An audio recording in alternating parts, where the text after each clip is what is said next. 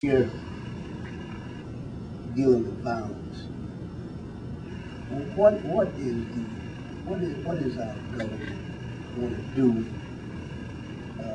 in regards to the guns on the streets, killing that's going on,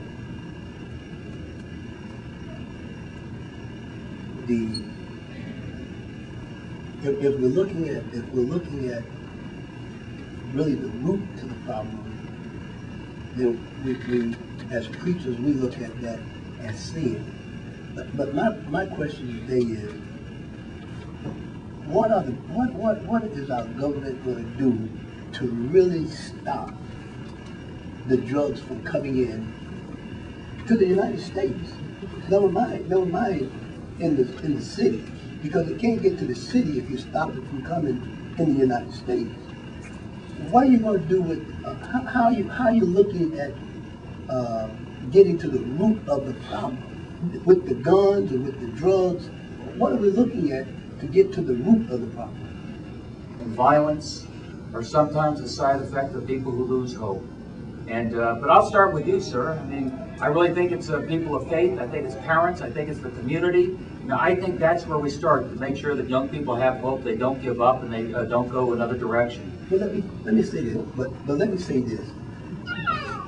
Here's where I am. Here's where I am. I put in for $100 million grant, and we was told that we had went through every process, and they told us we passed in different areas. Then we put in for $100 million, you get 35% of it. So we was looking at building a community center, a youth community center. We got the land to build it on, and we went through all the right channels with grant. We went through all the right channels. It passed in the House of Representatives, passed in the House of Senate. President Bush signed off on it, and at the last minute, our government, Jody Rail, was keeping us informed as to how the thing was going. Her representative was keeping us informed to how it was going. This money was allocated to put up a building to get our young people off the streets. And then after it passed all of that, we hear nothing from it. The money comes into the state and it does not get to us. How you deal with that? This is a church trying to do something, and then look like as soon as we try to do something and we almost get there, you tie our hands. I don't understand it. When we spend $250 million on a bridge that goes to a deserted island in Alaska, we don't have enough money to fix the levees in New Orleans. The money is there, but we're not spending it in the smart way. We're spending $250 million a day in Iraq, and yet we don't have enough money for a community center that gives kids a chance, gives kids a hope. It's growing out of the neighborhood, growing out of the community. You got the land, you got it planned, you got it ready to go, and we're not making the right choices there. I think one other thing I can say more broadly, sir, is what you need elected people to come back to the community. You need them coming back all the time and listening. I don't know how often you've seen your congressman or any of your senators or anybody coming, but that's what's so important. They've got to hear the stories. They've got to see how they make a difference. Then they can take that to Washington, D.C. and make a difference. Otherwise, they grow very distant from the people they're supposed to be representing. What you're trying to do, and then when you get to a certain point, things change. And I want to know how, before God and before us as your witnesses, how committed are you to staying true to once you get to that level?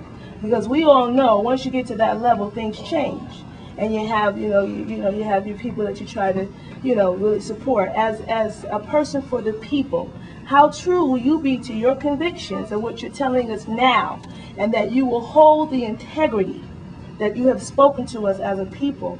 How true to that will you be? I've heard that question a few times, and it's distressing and inspiring. I mean, people have been burned so many times, and they say, Ned, you sound good, and you seem impassioned, and we need a fresh voice down there, but you're going to go down to Washington, D.C., and the same thing is going to happen to you that happened to the rest of them. We may not see you again. I hear that a lot. But all I can tell you is I only owe you. I don't have any lobbyist money. I don't have any PAC money. I got 15,000 people who have signed up. I've got small money donations, and I'm doing my part in this race. So when I go down to Washington, D.C., the only people I owe are the people that sent me there.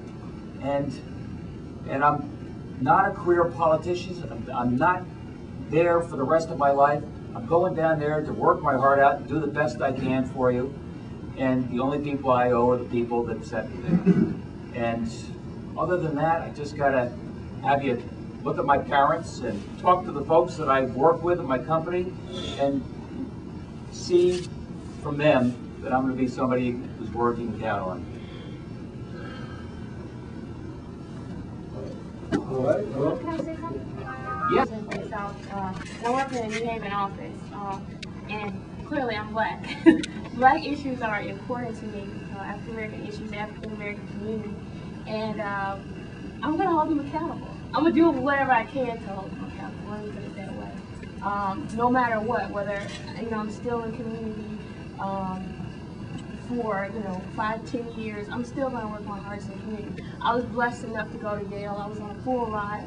My family doesn't make more than $34,000 a year with 4 kids and grandparents that live with us. So, my heart is in the community. I'm blessed enough to have an Ivy League education. My work will remain in the community no matter what. So I can say that those are issues important to me, and those are the issues that I'm holding accountable for. And I gave you all my card. You can call me anytime, well, after 9 during the week. Free on the weekend, but I'll hold them accountable. Here, Mozo, my co-teacher, talk to Hector Sanchez, the superintendent of the schools, or the principal of the school. Talk to the superintendent of the schools. See whether I'm a person that keeps coming back, or I'm somebody who was there and then I left.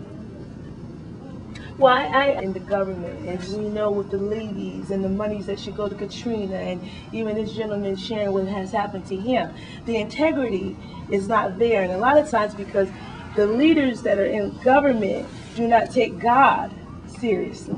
And God has placed you, or whoever will be in those offices, to provide justice to all men.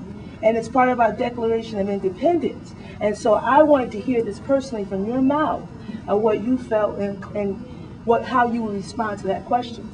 So that's